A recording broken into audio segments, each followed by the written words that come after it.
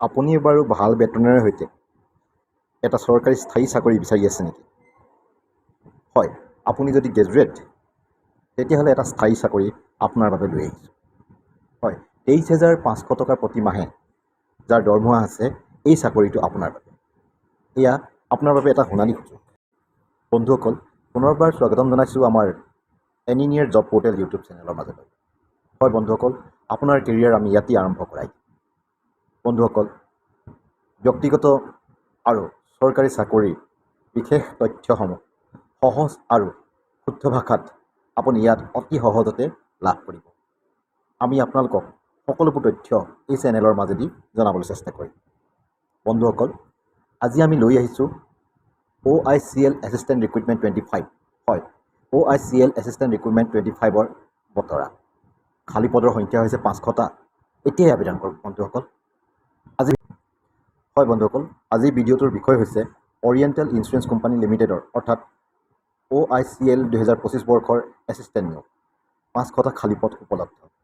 হয় বন্ধুসকল, মুঠ 500টা প্লাছ 3 এছিষ্টেণ্ট আছে, যাৰ বেতন হ'ব মাহে 23,500 টকা আৰু আবেদনৰ মাধ্যম হৈছে অনলাইন।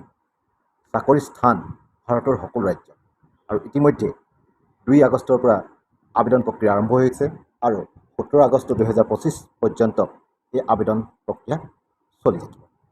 হয় বন্ধুসকল, চমুকৈ ক'বলৈ গ'লে আপুনি যদি গ্ৰেজুৱেট হয় তেনেহ'লে এই আবেদন কৰিব পাৰিব আৰু অনলাইন মাধ্যমত ইতিমধ্যেই আবেদন আৰম্ভ হৈছে আৰু ভাৰতৰ যিকোনো ঠাইত আপোনাৰ পষ্টিং হ'ব পাৰে। আহোঁ বন্ধুসকল এতিয়া এলিজিবিলিটি ক্ৰাইটেৰিয়াৰ মাজলৈ। আপুনি যিকোনো বিষয়ত গ্ৰেজুৱেট হ'ব লাগিব, ইংৰাজী ভালকৈ জানিব লাগিব, তাৰোপৰি আপোনাৰ নিজা ৰাজ্যৰ স্থানীয় ভাষাত পঢ়া লেখা আৰু কথা ক'ব পৰা হ'ব লাগিব। এতিয়া আহোঁ বয়সৰ সীমা। 2025 চনৰ 2 আগষ্ট অনুসৰি বয়সৰ সীমা হৈছে 21 পৰা 30 বছৰ পৰ্যন্ত।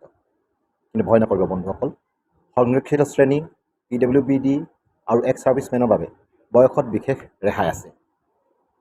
এতিয়া আহোঁ কোন কেটেগৰীত কিমান ৰেহাই। হয়, ST আৰু SC কেণ্ডিডেটৰ বাবে 5 বছৰ, OBC কেণ্ডিডেটৰ বাবে 3 বছৰ, PWBDৰ বাবে 10 বছৰ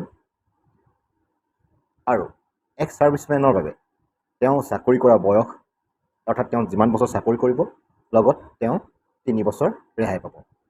তাত এটা অৱশ্যে চৰ্ত দিছে, সৰ্বাধিক তেওঁ 45 বছৰ হ'ব লাগিব আৰু অন্যান্য কিছুমান ৰেহাই ইয়াত পাব। সেইটো আমাৰ চৰকাৰী নিয়ম অনুসৰি সেই কাৰ্যত অন্যান্যসকলে চৰকাৰী নিয়ম অনুসৰি ৰেহাই পাব।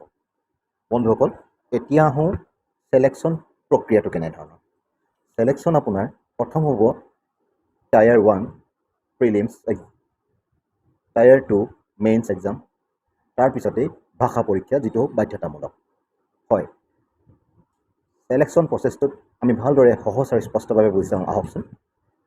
টায়াৰ 1ত য'ত প্ৰিলিমছ এক্সাম হ'ব তাৰ বাবে বিষয় থাকিব ইংৰাজী 30টা প্ৰশ্ন, ৰিজনিং 35টা প্ৰশ্ন, নিউমেৰিকেল 35টা প্ৰশ্ন আৰু সময় থাকিব 60 মিনিট বা এঘণ্টা। টায়াৰ 1টো হৈছে আপোনাৰ এক্সামৰ প্ৰথম ধাপ। এইটো আপুনি কোৱালিফাইং হ'ব লাগিব। অকল কোৱালিফাইং হ'লেই নহ'ব, যদি আপুনি ইয়াত ভাল নম্বৰ পায় তেনেহ'লে পিছৰ যিকেইটা পৰীক্ষা হ'ব সেই পৰীক্ষাত আপুনি এক্সট্ৰা সুযোগ লাভ কৰিব। এতিয়া আহিলে টায়াৰ 2, যিটো আপোনাৰ মেইন এক্সাম। মেইন এক্সামৰ বিষয়সমূহ হৈছে reasoning, numerical aptitude, general awareness সাধাৰণতে ইঞ্চুৰেঞ্চৰ ওপৰত আৰু কম্পিউটাৰ নলেজ, লগতে ইংৰাজী অবজেক্টিভ আৰু ডিছক্ৰিপটিভ 2 ধৰণৰ প্ৰশ্ন থাকিব। হয়, টায়াৰ 2ত ৰিজনিং, এপ্টিটিউড, জেনেৰেল আৰু ইঞ্চুৰেঞ্চ এৱাৰনেছ, কম্পিউটাৰ লগতে ইংৰাজীৰ অবজেক্টিভ আৰু ডিছক্ৰিপটিভ ইয়াৰ অংশ হিচাপে থাকিব। ইয়াতে বন্ধুসকল আপোনালোকলৈ এটা টিপছ আগবঢ়াব বিচাৰিছোঁ। আপোনালোকে কাৰেণ্ট এফেয়াৰ্ছ আৰু ইঞ্চুৰেঞ্চৰ বেছিক বুচ-আপ কৰি ল'ব, তেতিয়া আপোনালোকৰ সকলোবোৰ পৰীক্ষাৰ কাৰণে সুবিধা হ'ব। তাৰপিছতে আহিলে বন্ধুসকল ৰিজনেল লেংগুৱেজ টেষ্ট। হয়, আপুনি স্থানীয় ভাষাত পঢ়া, লিখা আৰু কথা ক'ব পাৰিব লাগিব। এইটো অৱশ্যে কোৱালিফাইং টেষ্টহে হয়, কিন্তু ই অতি বাধ্যতামূলক। বন্ধুসকল, এতিয়া আপোনালোকলৈ কেইটামান গুৰুত্বপূৰ্ণ তাৰিখ জনাব বিচাৰিছোঁ। তাৰিখসমূহ আমাৰ নটিফিকেশ্যনৰ ডেট হৈছিল 30 জুলাই 2025। আবেদনৰ তাৰিখ হৈছে 2 আগষ্ট 2025 পৰা 17 আগষ্ট 2025। প্ৰিলিমছ এক্সাম হ'ব 7 ছেপ্টেম্বৰ 2025। মেইনছৰ এক্সাম হ'ব 28 অক্টোবৰ 2025। ভাষা পৰীক্ষাৰ ডেট আমি পিছত গম পাম। বন্ধুসকল, তালিকাখন কিন্তু মনত ৰাখিব। এই গুৰুত্বপূৰ্ণ তাৰিখবোৰ যাতে আপুনি পাহৰি নাযায়, সেইটো সদায় মনত থ'ব। বন্ধুসকল, এতিয়া আহোঁ আপুনি এপ্লাই কেনেকৈ কৰিব। হয়, আবেদন কৰিবলৈ আপুনি OICLৰ অফিচিয়েল ৱেবছাইটলৈ যাব লাগিব।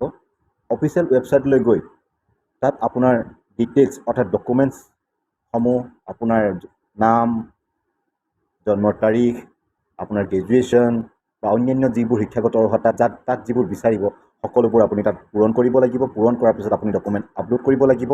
তাৰ পাছতেই আপুনি ফিজটো অনলাইন পে'মেণ্ট কৰিব লাগিব আৰু পে'মেণ্ট কৰাৰ পিছত আপুনি এখন ছাবমিট কৰিব লাগিব। আপুনি মই এইখিনি কথা কওঁতে চাগে ভাবিছে আবেদন প্ৰক্ৰিয়াটো অতি কঠিন, কিন্তু একেবাৰে কঠিন নহয়। ভয় নকৰিব। আপুনি OICL অৰ্থাৎ অৰিয়েণ্টেল ইঞ্চুৰেঞ্চ কোম্পানী লিমিটেডৰ অফিচিয়েল ৱেবছাইটলৈ যাব আৰু তাত সকলোবোৰ ষ্টেপ সহজভাৱে অনুসৰণ কৰি আগবাঢ়ি যাব। বন্ধুসকল, আপুনি যদি গ্ৰেজুৱেট হয়, গ্ৰেজুৱেটসকলৰ বাবে এইটো এটা সোণালী সুযোগ। হয়, স্থায়ী চাকৰি, ভাল বেতন আৰু দেশজুৰি পষ্টিং হ'ব। এই সোণালী সুযোগ বন্ধুসকল আপোনালোকে মিছ নকৰিব। যদি আপোনালোকৰ আমাৰ ভিডিঅ'টো চাই কিবা ডাটা পোৱা যেন লাগিলে, ভাল লাগিল, তেনেহ'লে ভিডিঅ'টো লাইক কৰক আৰু বন্ধুবৰ্গৰ মাজত শ্বেয়াৰ কৰক, যাতে তেওঁলোকেও এই সুবিধাটো গ্ৰহণ কৰিব পাৰে। লগতে চেনেলটো ছাবস্ক্ৰাইব কৰিবলৈ একেবাৰে নাপাহৰিব। হয় বন্ধুসকল, এনিনিয়াৰ জব পৰ্টেলত দৈনিক পাই থাকিব আপোনাৰ চাকৰিৰ খা খবৰ, লগতে পৰীক্ষাৰ সহজ টিপছ, লগতে বিভিন্ন গাইডেঞ্চ। হয় বন্ধুসকল, আমি আপোনালোকলৈ আকৌ পৰৱৰ্তী এটা ভিডিঅ'ত লগ হ'ম, য'ত আমি নতুন নতুন তথ্য আপোনালোকৰ মাজলৈ লৈ আহিম। গতিকে আপোনালোকে এপ্লাই কৰি থাকক, শিকি থাকক, আশা নেহেৰুৱাব বন্ধুসকল, আশা নেহেৰুৱাব। আজিলৈ আহোঁ, ধন্যবাদ।